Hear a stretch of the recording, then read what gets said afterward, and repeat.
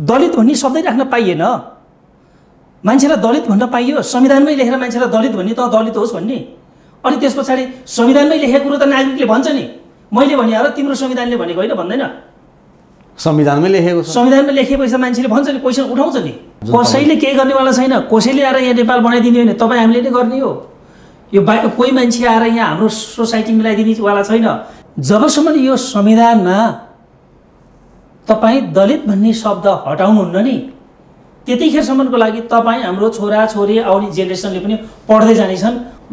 जन्मको आधारमा by nature म ह्युमन बिइङ हो नि, तिमीलाई अधिकार छ मलाई दलित र न दलित भन्ने, राज्यलाई त्यो अधिकार छ न चाहिँ दलित होइस् हो भनेर मलाई संविधानमै लेखेको किटानी नै गर्यो नि, किटानी नै गर्ने। यो विभेदले फाइदा कसलाई पुर्याइरहेको छ?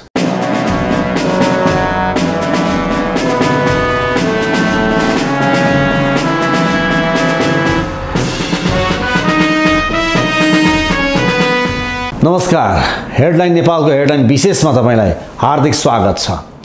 आजको हेडलाइन विशेषमा हामीले यति बेला सामाजिक सञ्जालमा जातीय विभेदका कुराहरू छ्यापछ्याप्ती आइरहेका छन्। पछिल्लो घटनाक्रमको कुरा गरौँ, रूपा सुनार र सरस्वती प्रधानको बीचमा जुन संवाद भएको थियो त्यो संवादहरू पनि बाहिर आए। रूपा सुनारलाई सरस्वती प्रधानले जातीयताकै आधारमा डेरामा राख्न नचाहेका कुराहरू बाहिर आए र सरस्वती प्रधान केही दिन प्रहरीको हिरासतमा पनि बस्नु पर्यो। यो विषय अहिले पनि सामाजिक सञ्जालमा उत्तिकै आइरहेको छ। जातीय विभेद अन्त्य हुनुपर्छ, यसलाई आजको दिनमा हाम्रो संविधानले कानुनले रोकेको छ भनेर तपाईँ हामीले त्यो पनि बुझिरहेका छौँ।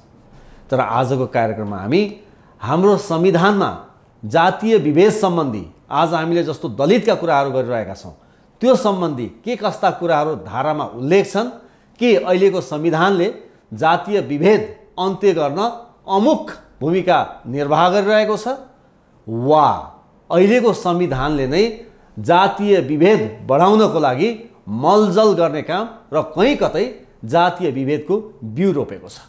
आज हामी यी पक्षको बारेमा कुराकानी गर्नेछौँ र त्यसका लागि आज हामीसँग आजका हाम्रा अतिथि हुनुहुन्छ कानुनका जानकार अधिवक्ता सुभाष बुढाथोकी। सुभाषजी, हेडलाइन विशेषमा तपाईँलाई स्वागत छ। धन्यवाद। सुभाषजी, तपाईँ एउटा कानुनको विद्यार्थी, अधिवक्ता, यो जात भनेको के हो? मैले कानुनकै कुरा गरेँ, संविधानले जातलाई कसरी, अहिलेको हाम्रो वर्तमान संविधानले कसरी व्याख्या गर्छ, के कस्ता कुराहरू उल्लेख गरेको छ, आखिर यो जात भनेको के हो बताइदिनुहोस् त कानुनी दृष्टिकोणबाट। जात नेचुरली जात दुई जात मात्रै हुन्छ हेर्नुहोस्, एउटा केटी मान्छे अर्को केटा मान्छे। तर अब अहिले हाम्रो संविधानले अर्को थर्ड जेन्डरको पनि कुरा गरेको छ। तर अब नेपालको परिप्रेक्ष्यमा हेर्ने हो भने हाम्रो 4 जात 36 वर्णको फुलबारी हामीहरू त्यो हिन्दू फिलोसफीबाट गाइडेड हुँदै आएको र अहिलेको संविधानसम्म आइपुग्दाखेरि यहाँ संविधानले नै विभिन्न क्लस्टरहरूमा विभिन्न जात जाति सम्बन्धी ल्याएर यही विभेद सुरु गरेको छ। भनेपछि संविधानले यो जातीय विभेदलाई चाहिँ अन्त्य गरेको छ अथवा तपाईँले कस्तो कहाँ इङ्गित गर्दै हुनुहुन्छ भने मैले जात के हो, संविधानमा के उल्लेख छ, कानुनी पाटोको कुरा गर्दा तपाईँले को भनेअनुसार त संविधानले नै यो जातीय विभेदको बिउ रोपेको छ जस्तो खालको कुरा गर्नु। एक्ज्याक्टली। अब सिधै विषयमा प्रवेश गरौँ। के छ भने हाम्रो संविधान बनाउँदैखेरि तपाईँलाई अधिकार छ, म नेचुरल मान्छे, म मेरो जन्म बाई बर्थ बाई नेचरबाट भएको छ। मान्छेको जात भनेको कर्मको आधारमा हुन्छ। त दलित त चाहिँ दलित होस् भनेर मान्छेलाई संविधानमै राखेर लेखेर तपाईँलाई दलित भन्न पाइन्छ। जबसम्म तपाईँ यो संविधानमा दलित भन्ने शब्द राख्नुहुन्छ त्यतिखेरसम्म यो विभेदको अन्त्य हुँदैन। भनेपछि यो रूपा सुनार र सरस्वती प्रधान भनेको एउटा प्रतिनिधि पात्र मात्रै भयो। यिनीहरू यो त म भन्छु सुरुवाती पात्रहरू मात्रै हो, होइन। यस्तो दिनहरू त हामी देख्दै जानेछौँ। जस्तै तपाईँको योभन्दा पहिला धारा 76 को बारेमा पनि हामीले धेरै डिस्कसन गऱ्यौँ, होइन। अब अहिले तपाईँको आउनुहोस्, यो अब जातीय सम्बन्धी अब हामी छलफल गर्दाखेरि संविधानको धारा 18 ले के भन्छ भने समानताको हकको कुरा गर्छ। मैले जातकै कुरा गरेँ, ल ठिक छ, जाति विभेदकै कुरा गरेँ। तपाईँले जसरी अहिले प्रसङ्ग जोड्दै हुनुहुन्छ समानताका कुराहरू पनि होला नि हाम्रो संविधानमा, किनभने विश्वको उत्कृष्ट संविधान भनिएको छ। होइन? यो विभेद चाहिँ कुन चाहिँ धाराले, तपाईँले अहिले 18 को कुरा गर्दै हुनुहुन्थ्यो, कुन चाहिँ धारामा चाहिँ यो जातीय विभेदलाई अझ मलजल गर्नको लागि चाहिँ भूमिका निर्वाह गरेको धारा कति हो? 18 हो? धारा 40 हो। धारा 40 हो। म त्यसमा पनि आउँछु तपाईँको। धारा 18ले के भन्छ भने सबै नागरिक कानुनको दृष्टिमा समान हुनेछन्, कसैलाई पनि कानुनको समान संरक्षणबाट चाहिँ वञ्चित गरिने छैन। ए सबै समान भए, सबै समान भने 18 मा भनौँ, 18 मा सबै नागरिकहरू कानुनको दृष्टिमा समान हो हैन। कोही पनि ठुलो जात कोही पनि सानो जात भन्ने हुँदैन भनेर संविधानको धारा 18ले भन्यो। त्यो कुरा उल्लेख त्यहाँनेर भयो, 18 को 1 मा भन्यो। भन्दै गएर तपाईँको धारा उपधारा 3 मा के भन्छ भने सामाजिक र सांस्कृतिक रूप दृष्टिले पछाडि परेको महिला, दलित, आदिवासी जनजाति। के रे? सामाजिक दृष्टिकोणबाट, सामाजिक सांस्कृतिक दृष्टिकोणले पिछडिएका महिला, दलित, आदिवासी जनजाति, मधेस है। अब यहाँ जनजाति मधेसी भन्ने जात हुन्छ काहीँ? म पहाडमा जन्मेको मान्छे, म पहाडिया भएँ होला, म पहाडिया मेरो जाति हो र। म क्षेत्री थरको पढेँ होला, म बुढाथोकी पढेँ होला, त्यो बुढाथोकी पो मेरो जात हो त। मेरो दोलखामा यादवहरू जन्मेर वर्षदेखि बस्नुभएको छ। अब उहाँहरूलाई मधेसी भन्ने कि पहाडिया भन्ने? कहीँ बसेको आधार मधेसी भन्ने थर हुन्छ अनि यस्तो कुरा संविधानमा लेख्ने? भनेपछि संविधानमा जुन कुरा लेख्यो त्यही त्रुटि हो तपाईँको विचारमा? अब यो संविधानमा धेरै कुराहरू झगडाको बिउ रोपिएको छ। ए संविधानले नै झगडाको बिउ रोपिदिएको छ? हो, यो विभेदको सुरु हो भन्छु म तपाईँलाई। रोपिदिएको छ। अब तपाईँलाई म 40 सुनाऊ। 40 ले के भन्छ भने तपाईँले अघि 18 को कुरा गर्नु, 18 धारा 40 को कुरा गर्नु। संविधानको धारा 40 मा जाउँ हामी। यसले ठुलो विभेद गरेको छ तपाईँको 40 ले। यहाँ यो लेखिरह्यो भने हेर्नुहोस् है, संविधानको धारा 40 ले के भन्छ त? दलितको हक रे लाइनस। दलितको हक, दलितको हक, दलित भनेर स्पष्ट स्पष्ट संविधानको धारा 40 ले। अब तपाईँको छोराछोरीलाई उसले त सोध्छ नि, बाबा यो दलित भनेको के हो भनेर। जबसम्म यो संविधान रहिरहन्छ त्यतिखेरसम्म आउने जेनेरेसन टु जेनेरेसनले यो त पढ्छन् नि त। दलित र नन दलितको त यहाँ टचेबल र अनटचेबलको त यहाँ कुरा भइरहेको छ नि त। अब हेर्नुहोस् है, यहाँ राज्यका सबै निकायमा दलितहरूलाई समानुपातिक समावेशी सिद्धान्तको आधारमा सहभागी हुने हक छ। सार्वजनिक सेवा लगायतका रोजगारी अन्य क्षेत्रमा पनि दलित समुदायको सशक्तिकरणको हेर्नुहोस् है, समुदायको अन्य क्षेत्रमा पनि दलित समुदाय हो। यहाँ एकजना व्यक्तिको मात्रै कुरा गरेन, समुदायलाई नै दलित बनाइसके पछाडि तपाईँ विभेद त यहीँ भयो नि। तपाईँ आफै हेर्नुहोस् है, यो संविधान बनाउँदाखेरि तपाईँ हामीले देखेकै कुरा हो। अब यो दलित भन्ने शब्द नराख्ने है भनेर त्यो ठुलो छलफलको विषय बनेको थियो।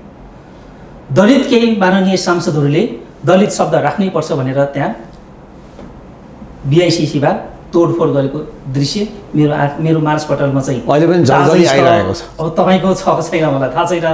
अब यो चाहिँ के हो भने यसको ब्याकग्राउन्ड चाहिँ कहाँबाट सुरु हुन्छ भने जुन संविधान बनाउँदाखेरि पश्चिमाहरूले जुन 32 करोड रुपियाँ पैसा इन्भेस्ट गरेको छ नि, राज्यको बाहेक जुन 8 वर्ष लाएर बनाइएको संविधान, 8 वर्ष लाएर बनाएको संविधान हो नि त यो त। अरबौं रुपियाँ खर्च भयो। 32 अर्ब राज्यको भन्दा बाहेक तपाईँको 32 अर्ब त तपाईँको उसले गैर सरकारी संस्थाहरूले खर्च गरेको छन्। अनि यस्तै संविधान बनाउनको लागि हो त। भनेपछि के यो इन्टेन्सनली राखेको 64-65 सालतिर होला काठमाडौँमा जनविद्रोह भयो नि, एउटा जनजातिहरूले एउटा विद्रोह गरे नि। त्यो बेला मलाई लाग्छ अङ्काजी शेर्पाहरूको नेतृत्वमा भएको थियो नि। अङ्काजी शेर्पाहरू कहाँबाट गाइडेड हुनुहुन्छ तपाईँलाई थाहा छ? भनेपछि यहाँ के डलरको खेती पनि भएको छ? डलरको खेती हो। यो विभेदकारी हो। यो धारा यो 42 जबसम्म यो संविधानको धारा 40 संशोधन हुँदैन तपाईँको यो जेनेरेसन टु जेनेरेसन जानेवाला छ। यो ठिक छ, यहाँ संशोधन हुनुपर्छ भन्ने तपाईँको मान्यता हो। संशोधन हुनुपर्छ। त संशोधन हुँदाखेरि के कुरा चाहिँ उल्लेख गर्दाखेरि चाहिँ यो विभेद अन्त्य हुन्छ? हो, दलित भन्ने शब्दै राख्न पाइएन।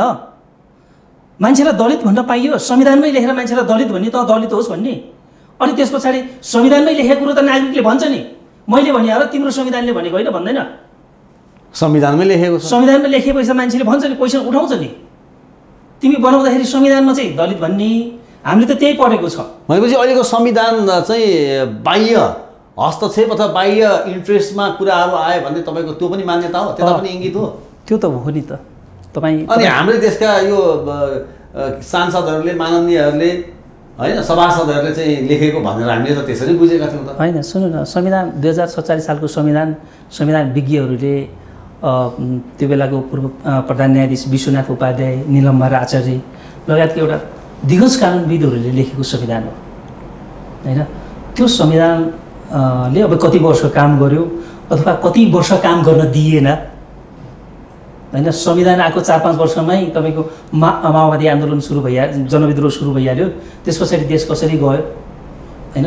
यो संविधान त यो 72 सालको संविधान लागू भएपछि देशमा त अमन चयन हुनुपर्ने हो नि त। भनेपछि पश्चिमाको विशेष गरी तपाईँले भन्नु पश्चिमाको इन्ट्रेस्टमा यो जातीय विभेदको लागि चाहिँ एउटा झन् मलजल गर्नलाई एउटा बिउ रोपियो। अभियसली यो कहाँबाट जस्टिफाई हुन्छ भने यो तपाईँको जब अब अहिले नेपालको जनजातिहरूले चाहिँ यो विषय अलिकति बुझेर ब्याक भइसके पछाडि चाहिँ डलर एजेन्सीहरूले बन्द गरिदियो पैसा दिनलाई। हेर्नुहोस् अहिले डलर बन्द छ, हेर्नुहोस् डलर एजेन्सीहरूले अहिले धेरै बन्द गरेको अवस्था छ। जब तपाईँको तराईको केही मान्छेहरूले बहुराज्यको गणराज्यको कुरा उठाए, जब तराईलाई टुक्र्याउनुपर्छ भन्थे होइन, त्यो बेलामा युरोपियन युनियनको मान्छेहरूले सुटुक गरेर सिके राउतलाई भेटेको उदाहरण त छ नि। त्यो त हामीले देखेका छौँ नि। भनेपछि यो कसको इन्ट्रेस्टमा आयो त? नेपाललाई। अनि हाम्रो राजनीतिक दलले चाहिँ के हेरेर बसे त? तपाईँले भन्नुभयो सरासर यति गलत भयो भनेर भन्नुभयो, अरबौँ रुपियाँ राज्यको ढुकीटुबेडा गयो, वैदेशिक सहायता पनि त्यसमा आयो क्या अलिअलि होइन, त्यो आफ्नो पाटोमा छ। तर देशको लागि त सोच्नु पर्थ्यो त्यति बेलाका राजनीतिक दलहरूले, जसका प्रतिनिधिको रूपमा जनताले चुनेर पनि पठाए सभासदहरूलाई, अनि उनीहरूले यो कुरा बुझेका थिएन? विश्वको उत्कृष्ट संविधान भनिँदै थियो त। अनि होइन त्यो बेला टाइम क्रनिक थियो। हेर्नुहोस् पहिलो संविधान सभाले संविधान दिन नसकिसके पछाडि नेपाल चाहिँ फेलर स्टेटतिर लम्किराखेको थियो होइन। त्यस पछाडि सेकेन्ड कन्स्टिट्युसन एसेम्ब्लीबाट चाहिँ नेपाली कङ्ग्रेसको नेतृत्वमा चाहिँ गभर्मेन्ट बनिसके पछाडि त्यो बेला पनि एकदमै गाह्रो थियो। तपाईँको डाक्टर बाबुराम भट्टराईहरू 15वटा स्टेट बनाउनुपर्छ भनिराख्नु भएको थियो। त्यो पनि जातीयताको आधारमा नेवा, कोचिला के सामसालिङ के भनेर थारू भनेर होइन। त्यो बेलामा धेरै ठुलो कसिकसाउ भयो। कङ्ग्रेस 5वटा भन्ने, त्यस पछाडि बल्ल उहाँहरू 14वटाबाट घटेर 11वटामा आउनुभयो नेकपा तत्कालीन एकीकृत माओवादी होइन। मलाई यो उसमा चाहिँ मैले केपी शर्मा ओलीको यो उहाँसँग म सहमत के छु भने यसले धान्दैन, यो 3टा बनाउँ भन्नुभएको थियो उहाँले होइन। अब हेर्नुहोस् त अहिले 16 खर्बको बजेटमा 10.5 खर्ब एडमिनिस्ट्रेसन खर्च छ, प्रशासनिक खर्च। अनि तपाईँको 5 खर्ब विदेशबाट लोन ल्याउने कुरा छ। अनि खोइ हामीसँग विकास गर्ने पैसा, अनि सधैँभरि जनतालाई यत्तिकै भाडभैलोमा पार्ने हो। यो किन गरिँदैछ भने नेपाल विशाल 2टा छिमेकीहरूको बिचमा भएको एउटा सानो देश हो। चीन र भारतको बिचमा हामी छौँ। यदि चीन र भारतले राम्रोसँग लिड गर्न सक्ने हो भने तपाईँको साउथ के अरे एसिया अर्थतन्त्र अब एसियातिर डाइभर्ट छ। र नेपालमा बसेर अब नेपाल हामी चाहिँ इन्डिपेन्डेन्ट भयौँ भने, हामी केपेबल भयौँ भने त यहाँ जसको इन्ट्रेस्ट छ चीन र भारतलाई बसेर यहाँ अध्ययन गर्ने, उहाँहरूको इन्ट्रेस्ट पुरा गर्ने, हामीले त्यो मान्दैनौँ नि त। जस्तै तपाईँको खम्पा आन्दोलन भयो, तत्कालीन श्रीपाँचको सरकारले तुरुन्तै देश निकाला गरे नि मुस्ताङमा खम्पा विद्रोह हुँदाखेरि। भनेपछि नेपालले त्योसम्म गर्न सक्छ। भनेपछि यहाँ यस्तै जातीय लफडा निकालेर हुन्छ कि कुनै एउटा लफडा निकालिदिइराख्ने, यहाँ यस्तै टेरर बनाइराख्ने र नेपाललाई अघि बढ्नै नदिने। त्यसो भए सुभाषजी जस्तो भनौँ न, अहिले जस्तो सरस्वती प्रधान र रूपा सुनारकै विषयमा एउटा पक्षले रूपा सुनारको समर्थन गरेको छ, एउटा पक्षले सरस्वती प्रधानको समर्थन गरेको छ। आखिर कतिपय बिचका व्यक्तिहरूलाई कस्तो लागिरहेको छ भने आखिर सही को हो त? कसैलाई लागिरहेको होला सरस्वती प्रधान सही हो, कसैलाई लागिरहेको होला रूपा सुनार सही हो। आखिर सही को हो त त्यसमा? होइन, मलाई लाग्छ यहाँ धमिलो माछामा पानी मार्ने काम के अरे धमिलो पानीमा माछा मार्ने काम भइरहेछ होइन। हामीले झगडाको बिउ उसलाई उजाड गर्ने भन्दा नि झगडालाई चाहिँ मिनिमाइज गर्नतिर लाग्नु पर्यो होइन। समाजमा हामी त विविधतामा एकता खोज्ने हाम्रो डाइभर्सिटिफाइड सोसाइटी हो नि त होइन। होला रूपा बहिनीको गल्ती हुनसक्छ अथवा त्यो सरस्वती दिदीको गल्ती हुनसक्छ। हामी त सोसाइटीमा बसेका मान्छे हो नि होइन। दिदीले गल्ती गरेको छ, उहाँले छुवाछुत सम्बन्धी उहाँले त्यो गर्नुभएको छ भने पनि उहाँले पनि कानुन बमोजिम सजाय हुने ठाउँ छ। उहाँलाई कानुन बमोजिम सजाय हुने ठाउँ चाहिँ छ, सजाय हुने ठाउँ छ। यो संविधानले दिएको छ। यो संविधानले होइन, तपाईँको यो चाहिँ तपाईँको मुलुकी फौजदारी संहिता फौजदारी संहिताले 166 मा त्यो व्यवस्था छ, छुवाछुत सम्बन्धी गर्न पाइँदैन भनेर। अनि अर्को तपाईँको जातीय भेदभाव सम्बन्धी पनि ऐन छ हामीसँग 2068, त्यसलाई 75 मा आएर एमेन्डमेन्ट भएको छ। त्यो ठाउँहरू छ, कानुन बमोजिम हुने कुराहरू छ। अब सामाजिक सञ्जालमा हेरिसक्नु छैन कसैले त्यो रूपा बहिनीको फोटो राखेर यो रूपालाई काठमाडौँमा घर भाडामा दिने नदिने अथवा समाजबाट बहिष्कार गर्ने, हेर्नुहोस् त त्यो एउटा चेली मान्छेलाई त्यसरी चरित्र हत्या गर्नुहुन्छ। त्यस्तैतिर अर्को त्यो सरस्वती दिदी, उहाँ पनि काठमाडौँको मान्छे भन्नु न। अब 21औं शताब्दीमा आएर पनि यसले चाहिँ यस्तो डिस्क्रिमिनेसन गरी भनेर उहाँलाई पनि भनौँ न चार्ज छ। अनि मान्छेहरूले बलिराखेको दियोमा तेल थपिदिएका छन्। मैले झगडामा झन् घिउ थप्ने, झगडाको आगोमा अनि त्यसपछि मान्छे काम भइरहेको छ, ताली बजाएर बसेका छन्।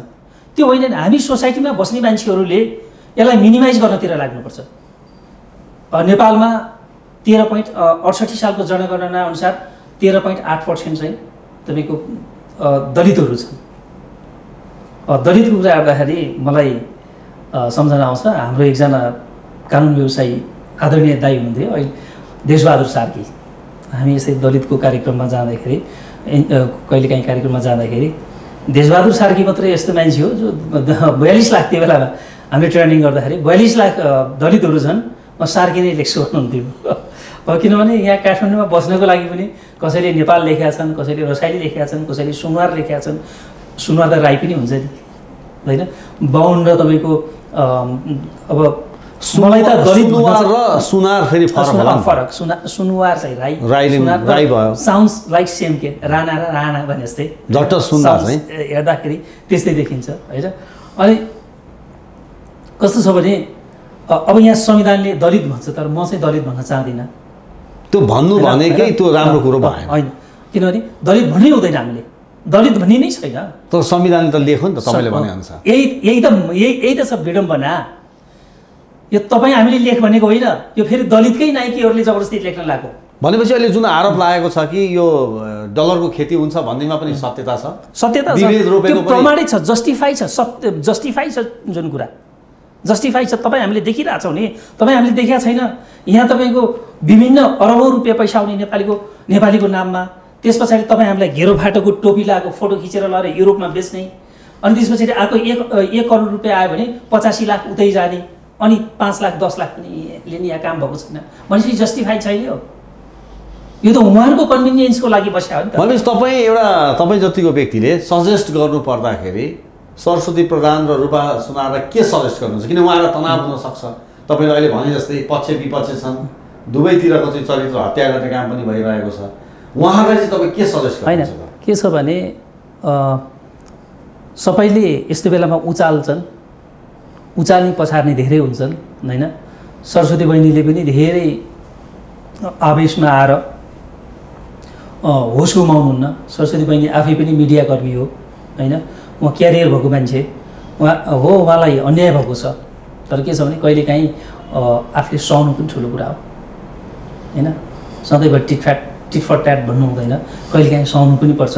र सरस्वती दिदीलाई पनि यता उहाँले पनि छोरी जतिकै मानिदिनु पऱ्यो। यो मैले पनि त सरस्वती दिदीलाई भित्र त छ नि, यो मैले चाहिँ यसो नभन्नु पर्ने, यो भनिहालेँ, मलाई पुलिसले लगेर 2-3 दिन त राख्यो।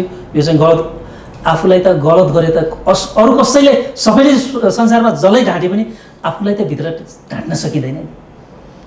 अब सरस्वती दिदीलाई त थाहा छ नि त मैले यो गरेँ भनेर। र सोसाइटीमा बस्ने मान्छेहरूले यसलाई बढाउनतिर होइन, यसलाई मिनिमाइज गराउनतिर लाग्नुपर्छ।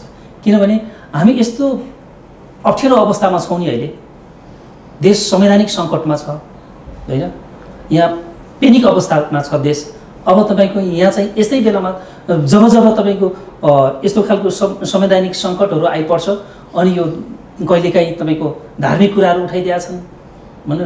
नेपाल नै त्यस्तो देश हो जहाँ चाहिँ मुस्लिमहरूलाई हज गर्नको लागि हिन्दू राष्ट्र हुँदाखेरि पनि राज्यको कोषबाट पैसा दिएर पठाउने देश हो। त्यो खालको भाइचारा भएर बस्या हो नि त हामी, सबैसँग मिलेर बसेको। अब एउटा कुरा बताइदिनुहोस् त, समस्या जहाँ पनि हुन्छ, विकृति जहाँ पनि हुन्छ, कतिपय ठाउँमा अब एउटा जातकै कारणले होइन, कुनै जातमा कुनै कुलमा जन्म लिएकै कारणले छोएको नचल्ने होइन, पानी छुन नमिल्ने, मन्दिर प्रवेश गर्न नदिने, यो पनि हाम्रो गाउँघरमा चाहिँ यो खालको अवस्थाहरू छ होइन। भनेपछि यस्ता कुरालाई हामीले अन्त्य गर्दै जानुपर्छ। र मैले अर्को पनि प्रश्न जोड्न चाहेँ कि यहाँ मैले यहाँ तपाईँलाई जोडेँ है, तर जबसम्म यो संविधानमा तपाईँ दलित भन्ने शब्द हटाउनुहुन्न नि, त्यतिखेरसम्मको लागि तपाईँ हाम्रो छोरा छोरी आउने जेनेरेसनले पनि पढ्दै जानेछन्। अनि अब अहिले त बच्चालाई तपाईँले सिकाउनु पर्दैन, हेर्नुहोस् वाट इज द दलित भनेर तपाईँको गुगलमा हान्दाखेरि नन टचेबल भनेर तपाईँको सबै डेफिनेसन आउँछ।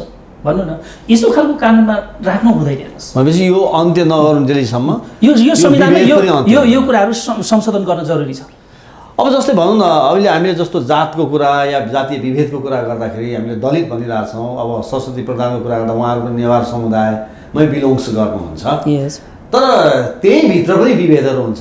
नेवार समुदायभित्रै विभेद छ, दलित भित्रै कोही साथी प्रधानहरूले श्रेष्ठहरूले कुशलीले चिया पानी खानुहुन्छ र यस्तो खालको विभेद त त्यहाँ भित्र पनि छ भन्ने खालका कुराहरू आउँछ। अब यसलाई कसरी अन्त्य गर्ने सुभाष? अनि त्यो त सुन्नु न, त्यो चाहिँ सोसाइटीले गर्नुपर्ने कुराहरू होइन। के छ भने सबैभन्दा पहिला त हामी ह्युमन बिइङ हो नि होइन। नेवारभित्र नि तपाईँले भने जस्तै श्रेष्ठहरूले श्रेष्ठदेखि लिएर तल म जाति नभनौँ होइन, फेरि मान्छेलाई अन्याय होला होइन, त्यो लेभलमा एउटा एकदम ठुलो डिस्क्रिमिनेसन छ, हामीले देखेका छौँ। तर त्यो गर्नु हुँदैन, त्यो गलत भइराखेको छ। त्यहाँ पनि यहाँ तपाईँको दलितहरूभित्रै पनि त्यहाँ ठुलो डिस्क्रिमिनेसन छ हेर्नुहोस् होइन। एउटा दलितले छोएको अर्कोले नखाने त्यो खालको पनि डिस्क्रिमिनेसन छ, त्यसको पनि अन्त्य हुनुपर्छ। तर यो सबैभन्दा मूल जड हो, त्यो त सोसाइटीको कुरा भयो, त्यो सोसाइटीले गर्ने कुराहरू भयो होइन। तर सबैभन्दा ठुलो समस्या कहाँ देख्छु भने संविधान नै देख्छु कि संविधानले नै बिउरो बेस त। मैले पढेँ त तपाईँलाई धारा 18 को कुरा पढेँ, त्यसपछि धारा 24 छुवाछुत गर्नु हुँदैन पनि त्यो व्यवस्था छ। त्यसपछि धारा 42 मैले पढेरै सुनाएँ होइन। भनेपछि संविधानले नै दलित र गैर, म जन्मको आधारमा बाई नेचर म ह्युमन बिइङ हो नि, तिमीलाई अधिकार छ मलाई दलित र न दलित भन्ने, राज्यलाई त्यो अधिकार छ न चाहिँ दलित हो भनेर मलाई संविधानमै लेखेको किटानी नै गर्ने त्यो राज्यसँग त्यो अधिकार राख्छ। अनि भन्नुहोस् त अरबौँ अरब रुपियाँ खर्च गरेर यहाँ चाहिँ तपाईँको डिभाइड एन्ड रुल गर्नलाई बनाएको होइन, यो सोसाइटीलाई डिभाइड एन्ड रुल गरेन यसले। भनेपछि यो विभेद र कुसंस्कार विरुद्ध यसले काम गर्दैन। तपाईँको निष्कर्ष मेरो यही हो। यो संशोधन हुनैपर्छ। अब यसलाई संशोधन गर्न त धेरै फेरि अब संशोधन गर्न त हेर्नुहोस् होइन। अब यो संविधान संशोधन गर्नको लागि 2/3 चाहियो, 2/3 पास गर्नुपर्छ। अब त्यो अवस्था छैन अहिले, तत्काल नहोला। अब भोलि सर्वोच्चबाट रिभाइभ भयो भने होइन, देश फेरि लिगमा आएर गयो भने यो कुरा चाहिँ दलित सोसाइटीबाटै उठ्नुपर्छ कि उहाँहरूको विधायकहरूलाई उहाँहरूले भन्न सक्नु पर्यो, ए गल्ती त तिमीले गरेर छौ नि, हामीसँग भोट लिएर जाने, अनि हामीलाई दलित भनेर त तिमीले गरेर छौ त। यो त तपाईँको कहाँ फलामले काठ काट्यो र काठैले काठ काट्यो भने जस्तो भयो कि यो, त्यो खालको स्थिति स्पष्ट देखियो। यस एक्ज्याक्टली। अब भनेपछि कतिपय व्यक्तिले अहिले के पनि भनिरहेका छन् भने कि अहिलेको हाम्रो संविधान विश्वको उत्कृष्ट संविधान जुन भनिँदैछ त्यो संविधान चाहिँ विदेशबाट आयातित संविधान हो, धतुरो रोपेर गुलाब फुल्दैन, यो धतुरै रोपेको हो, धतुरै फल्नेवाला छ, फुल्नेवाला छ भनेर कतिपयले भन्दैछन्। भनेपछि तपाईँ यसमा पनि कहीँ कतै सहमत जस्तो देखियो नि हो। अब मैले ठ्याक्कै तपाईँले प्रयोग गरेको शब्द मैले प्रयोग गर्न चाहिनँ, तर के छ भने यो संविधानमा धेरै नेपालीपन जुन हाम्रो कानुन भनेको हाम्रो माटोले के खोज्छ होइन, हाम्रो कस्तो छ भने कतिवटा कुरा कस्टमरी ल हुन्छ, परम्परागत रूपमा आएको हुन्छ होइन, त्यो सबै कुराहरूलाई समेट्नुपर्छ होइन। संविधान आफैमा पूर्ण त हुँदैन, अब यसलाई चाहिँ एमेन्डमेन्ट गर्दै जानुपर्छ होइन। तर यही संविधान रहिराख्दाखेरि चाहिँ यसलाई संशोधन नगर्ने हो भने, संशोधन गर्दै नजाने हो भने चाहिँ समाजमा यसले चाहिँ विभेदकारी चाहिँ ठुलो यो चाहिँ बिउ चाहिँ रोपेको छ, त्यति छिटो समाधान हुने पक्षमा चाहिँ म देख्दिनँ। जस्तो तपाईँ त एउटा कानुनको विद्यार्थी हुनुभयो, तपाईँले कानुनी पक्षबाटै त्यही पाटोबाटै कुरा गरिरहनु भएको छ। कतिपयले भन्दैछन् कानुनले मात्रै पनि नियन्त्रण गर्न गाह्रो हुन्छ, हाम्रो मनोविज्ञान चाहिँ परिवर्तन हुनु पनि जरुरी छ, त्यो एकदमै धेरै आवश्यकता छ पनि भन्दैछन्। कानुनले मात्रै कतिको नियन्त्रण गर्न सकिन्छ? तपाईँको कानुन त हेर्नुहोस्, कानुन त के छ भने यस्तो गर्नु हुँदैन है, यो भयो भने तँलाई अप्ठ्यारो हुन्छ भनेर, तर कार्यान्वयन त तपाईँ हामीले नै गर्ने। कानुन तपाईँ जतिसुकै राम्रो बनाउनुहोस्, इट्स डजन्ट म्याटर। तपाईँ कानुन जबसम्म राइट तरिकाले तपाईँ एक्जिक्युसन गर्न सक्नुहुन्न, जतिसुकै राम्रो कानुन बनाए पनि केही पनि हुँदैन। तपाईँको हेर्नुहोस् न, अहिलेको संविधानमा यत्रो महिनौँ दिन भइसक्यो बहस भइरहेछ एउटै धारामा, भनौँ न, कोही हुन्छ भन्छन्, कोही हुन्न भन्छन्। नेपाली नागरिकहरू मूर्ख भएर बसेका छैनन् त। भनेपछि संविधान कार्यान्वयन नगर्ने मान्छेले राम्रोसँग कार्यान्वयन गर्दैन भने तपाईँको जतिसुकै राम्रो कानुन बनाएर पनि त्यो चाहिँ तपाईँको कार्यान्वयन गर्ने अथोरिटीमा भर पर्छ। भनेपछि कानुन भनेको के हो त उसो भए? कानुन भनेको एउटा सिस्टम हो होइन, जुन सिस्टमले चाहिँ तपाईँको कानुन भनेको एउटा लिगको रेलको लिग हो कि त्यो सिस्टम भयो। हेर्नुहोस्, सिस्टमभन्दा बाहिर गए पछाडि त्यो धर्म रिन्छ। हेर्नुहोस्, हामीले त देखिरहेछौँ नि, कानुन नमान्दाखेरि, संविधान नमान्दाखेरि यो बिचमा तपाईँको 46 सालदेखि 78 सालसम्म आउँदाखेरि कस्तो खालको भोइलेन्स भयो।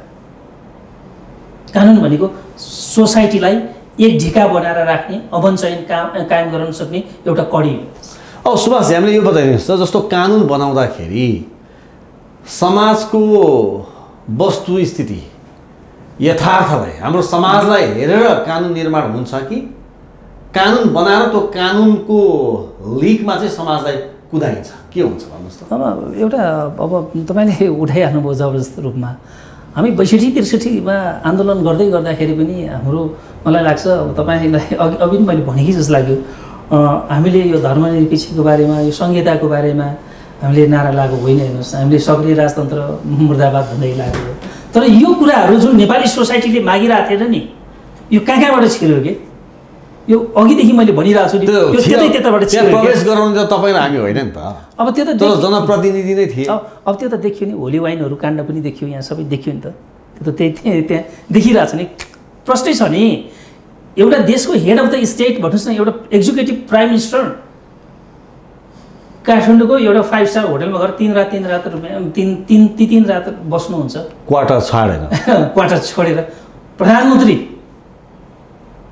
भन्नुहोस् त, होली वाइनले नुहाउनुहुन्छ भनेपछि त अब त्यो त प्रश्नै छ नि।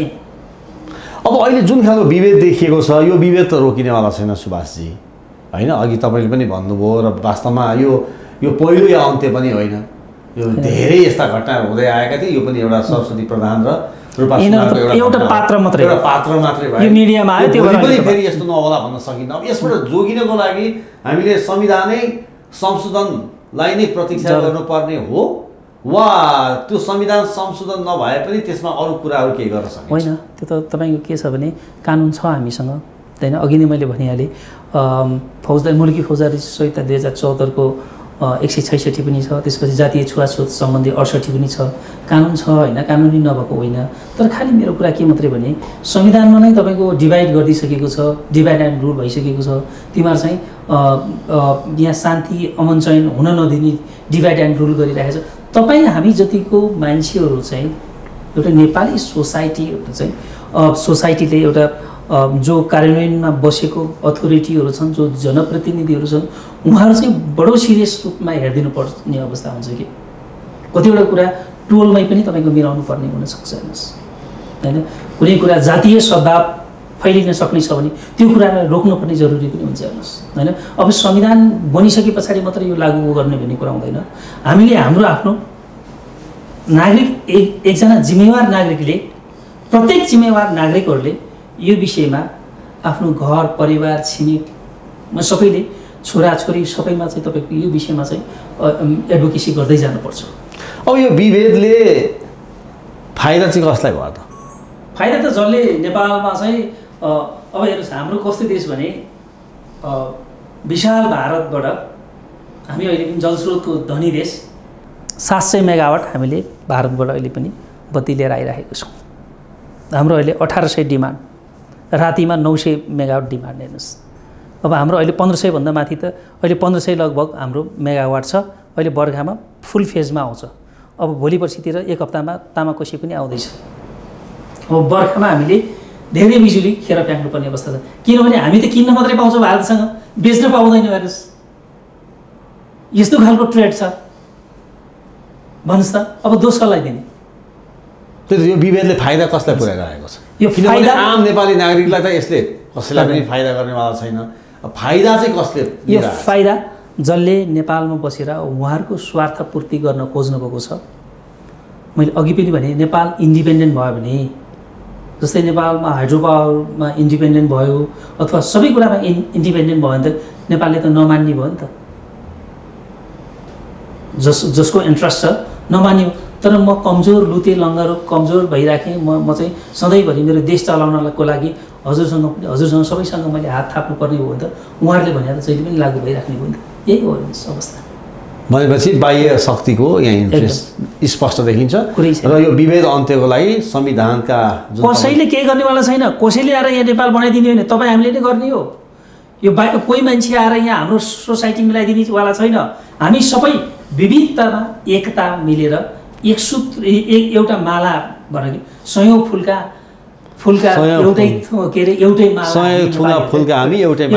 नेपाली भने जस्तै हामी सबै सोसाइटीको मानवहरू बनेर चाहिँ हामीले एउटा राम्रो सोसाइटीको निर्माण गर्ने हो। हामी सबैको यो कर्तव्य हेर्नुहोस्, हामी सबैको कर्तव्य। उसले गर्ला भनेर मुख दर्शक हुनु पनि बेकार। कसैले केही गरिदिँदैन। देश हामीले नै बनाउने हो, सोसाइटी हामीले नै बनाउने हो। हुन्छ सुभाषजी, हाम्रो हेडलाइन विशेषमा आइदिनु हो, आफ्ना कुराहरू राखिदिनु भयो, कानुनका संविधानका पाटाहरू पनि यहाँले केलाइदिनु भयो। अहिले यो जातीय विभेदका कुराहरू अहिले सामाजिक सञ्जालमा निकै उठिरहेका छन्। यहाँलाई धेरै धेरै धन्यवाद। हस्, मलाई पनि मेरो कुरा राख्ने मौका दिनुभयो। हेडलाइन नेपालको सम्पूर्ण टिमलाई धन्यवाद दिन चाहन्छु। हस्, धन्यवाद। नमस्कार।